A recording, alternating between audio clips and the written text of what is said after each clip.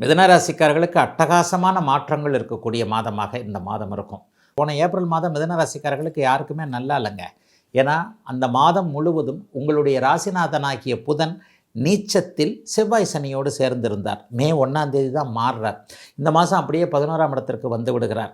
பரிவர்த்தனை அமைப்புகளில் இருந்தாலும் கூட ராசிநாதன் பாபத்துவத்தை அடைந்ததால் ஏப்ரல் மாதத்தில் மனசில் நினச்சதை நடக்க விடாமல், மனசில் நினச்சதை செய்ய விடாமல், எதிர்ப்புகள் அதிகமாக, சிலருக்கு ஆரோக்கிய குறைவுகள், சிலருக்கு வருமான குறைவுகள்னு அவரவருடைய பிறந்த ஜாதக தசாபுக்தி அமைப்புகளுக்கேற்ப ஏப்ரல் மாதத்தில் நல்ல பலன்கள் நடக்கலை. இதெல்லாம் மே மாதம் 1ஆம் தேதியிலிருந்தே மாறும்.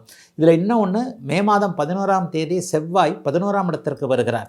11ஆம் இடத்துல செவ்வாய் வருவது என்பது மிகப்பெரிய ஆட்சி பலத்தோடு வேற வர்றார். அப்போ அந்த 11ஆம் இடத்துல செவ்வாய் வரும்போது என்ன நடக்கும் அப்படின்னு பார்த்தீங்கன்னா, எதிர்ப்புகள், எதிரிகள் எல்லாத்தையும் வெல்லக்கூடிய தன்மை, தொட்டது எல்லாத்துலேயும் வெற்றிகள் வரக்கூடிய அமைப்பு. முதல் 10 நாட்கள் 11 நாட்கள் கொஞ்சம் ஒரு மாதிரியாக இருந்தாலும் கூட பிற்பகுதி 20 நாட்கள் அருமையாக இருக்கக்கூடிய அமைப்பு இப்போது கண்டிப்பாக உண்டுங்க.